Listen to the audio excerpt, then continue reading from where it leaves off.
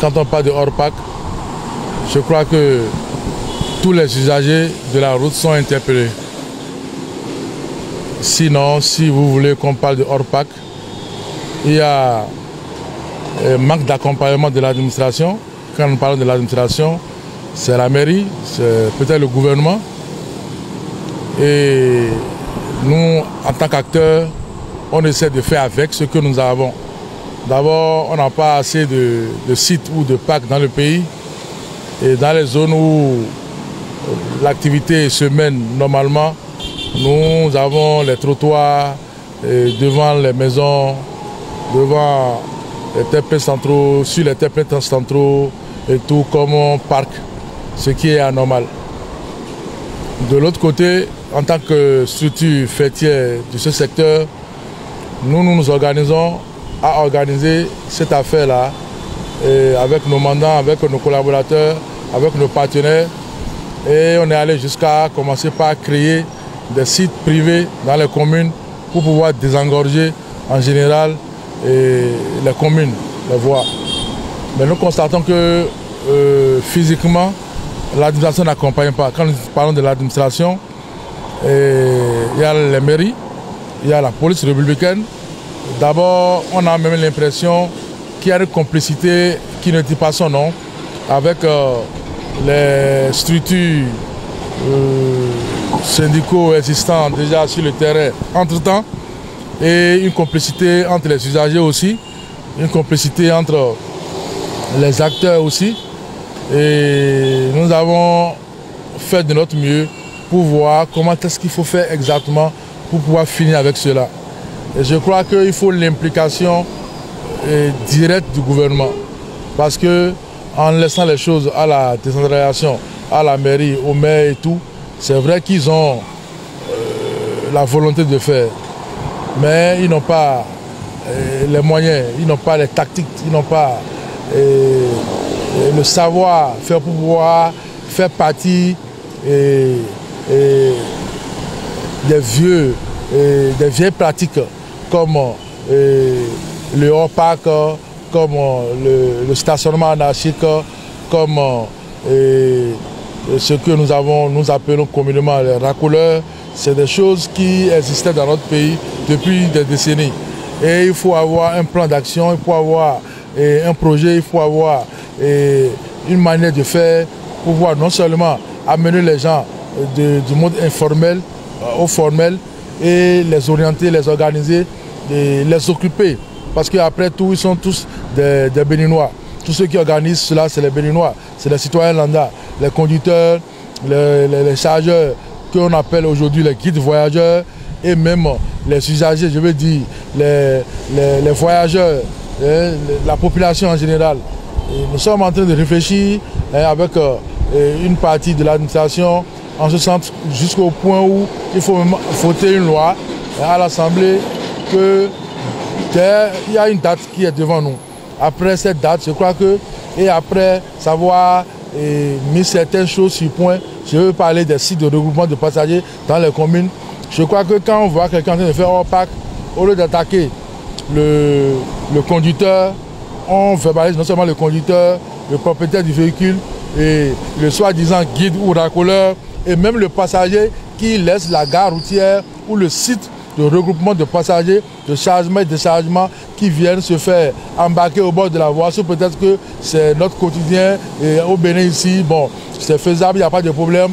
J'ai un oncle commissaire, c'est mon oncle le ministre de la Justice. Et parce qu'à tout bout de champ, quand vous essayez d'encadrer ça, il y a toujours quelqu'un qui appelle. À des moments donnés, vous interpellez le commissaire il a envie de faire. Il essaie de faire ce qu'il peut faire, mais les appels arrivent. Après, il dit non, si le maire ne parle pas, nous, on ne peut rien, à moins qu'il y a trouble à l'ordre public. Mais si c'est pour le chargement hors parc, tout le monde essaie de faire, de montrer aux gens que ça va, que ça ne va pas. Et nous, en tant qu'acteurs, en tant que quelqu'un averti, en tant que quelqu'un de ce monde, je crois que quelque part, il y a une complicité entre certains acteurs et certains responsables de l'administration. Et je crois qu'il faut que nos gouvernants, il faut que le gouvernement, ou je veux adresser directement la parole au président de la République, s'il peut trouver une formule de travailler vraiment à ça, ce serait très bien. Aujourd'hui, il y a le PAG, il y a les réformes, tout le monde veut faire, mais ils ne savent pas comment ils vont faire. Quand vous adressez même, quand vous approchez même les maires pour leur parler, bon, si tu n'es pas de leur bord politique, ou bien dans leur parti, ou bien si tu n'as pas un parrain, c'est-à-dire on te dit on vient, et puis ça reste comme ça. Alors qu'on parle de développement, mais on ne parle pas de parti politique, on ne parle pas de c'est mon frère, non, on ne parle pas de régionalisme, on parle du développement. Le développement regroupe tout le monde, mais peu importe, même d'autres nationalités. Voilà un peu ce que je pense, voilà ce que je crois. Et je crois que pour arrêter la CE, en ce qui concerne le hors-pac, il faut un comité ad hoc qui regroupe et l'administration et les acteurs pour pouvoir prendre des décisions très fermes.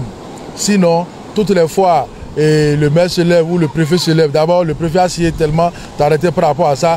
Sur le terrain, le maire joue son petit président sur son terrain.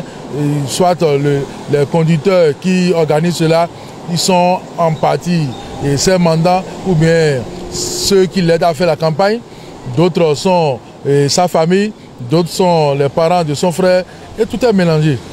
Tu vois, à Cotonou, il y a des gars presque dans toutes les vents. Dans la commune d'Abomey, n'en parlons pas. Même devant la mairie, il y a changement hors pac. Et ce qui fait mal, dans d'autres zones où des gens ont sorti de l'argent pour aménager des sites, pour pouvoir accompagner l'administration, pour pouvoir accompagner le gouvernement, pour éradiquer ça. L'administration n'est même pas prête, la police n'est même pas prête pour vous accompagner. Elle vient, elle fait semblant de faire quelque chose, elle s'en va. Et je vois que c'est une complicité qui ne dit pas son nom. Et c'est bien que vous, les hommes de médias, puissiez nous aider à relayer ce genre de choses avec des preuves. Moi, je m'appelle Mirak Dakpo.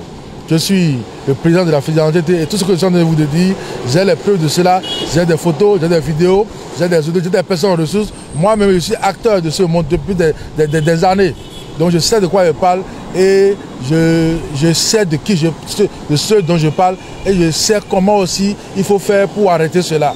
Voilà un peu tout ce que je crois que je peux vous dire en ce qui concerne l'organisation de l'éradication de hors-pac au Bénin. Vous savez, quand vous avez la volonté et la vision d'accompagner votre pays ou votre secteur et que vous essayez de faire certaines choses qui respectent les normes et qui juridiquement est assis, administrativement assis et même syndicalement s'il le faut quelque part assis et qui respectent les règles du fisc aussi, je crois que la police doit vous accompagner à partir de la mairie à ce que vous allez non seulement élargir ce que vous êtes en train de faire, ce qui va aller faciliter plus la tâche, mais à notre grande surprise, par exemple, nous on a aménagé un site à Ita Carrefour, par exemple, un grand site sur lequel on regroupe les véhicules, les autocars, toutes sortes de moyens roulants pour les voyages vers le Zou Nord et l'Euro Nord. Et dans le même temps, d'autres personnes organisent le hors-pac devant nous, à côté. Et non seulement ils n'ont pas l'autorisation, non seulement ils n'ont pas d'espace, non seulement tout ce qu'ils font c'est contre l'arrêté signé par le préfet à plusieurs reprises. Et la police voyait ça. Les autorités, le maire, ses adjoints et ses conseillers passent à tous les matins, ils voient ça. Mais ils ne disent rien. Quand vous allez vers eux, ils vont dire bon, on va voir, il n'y a pas de problème. Il faut venir me voir. C'est comme si nous sommes en train de faire du marchandage. Vous voyez? Et ça fait mal. Vous louez des espaces, vous payez vos impôts, vous payez des gens pour faire un travail que l'administration devait faire, ou le gouvernement devait faire, ou l'État devait faire pour accompagner l'État. Et dans le même temps, on encourage d'autres badauds à organiser la même chose sous vos nez, à côté de vous, et surtout sur la voie publique, où on va bloquer toute une voie d'un quartier sous prétexte que c'est syndicat. Hein, nous, on n'appelle pas ça syndicat. Moi aussi, j'ai été syndicat, je suis même secrétaire général, mais ce genre de pratique, c'est association de malfaiteurs, nous on peut l'appeler. Vous savez, en matière de patience, on a travaillé beaucoup à ce que les mairies puissent nous aider à avoir des espaces. Et très souvent, on constate que des zones ou des terrains dédiés à cela sont souvent octroyés à d'autres personnes sous prétexte qu'ils sont sinistrés. Je ne vais pas rentrer dans les affaires de Manu et tout. Mais très souvent, on n'arrive pas à trouver ces espaces. Et même quand on demande à ce que la mairie puisse vous encourager financièrement à trouver d'autres espaces qui seront co-gérés ou gérés par la mairie, mais pour pouvoir quand même encadrer le schéma, on vous met là, demain.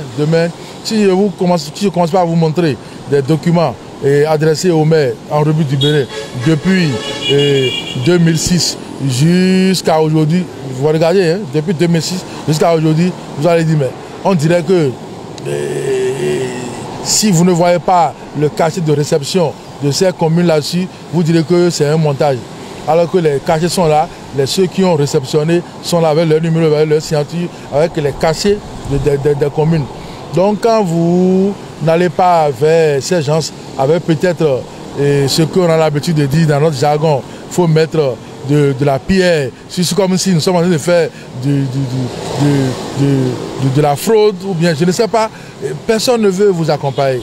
Tout le monde veut venir vous dire ce que les gens la font là, ce n'est pas bien. Mais personne ne peut dire, mais est-ce que la loi vous ordonne de faire ce que vous êtes en train de faire? Même si à des moments donnés, il y a eu des coups et blessures, il y a eu des tentatives ou des troubles à l'ordre public, et vous vous retrouvez à un moment donné devant les inspecteurs ou devant le commissaire, ils vont parler, ils vont tourner. Après, c'est pour vous dire, allez vous entendre. Et c'est des choses qui découragent, c'est des choses qui ne tiennent pas la route, et alors qu'on est prêt à accompagner non seulement le gouvernement, mais à accompagner à ce que ce système soit mis sur orbite.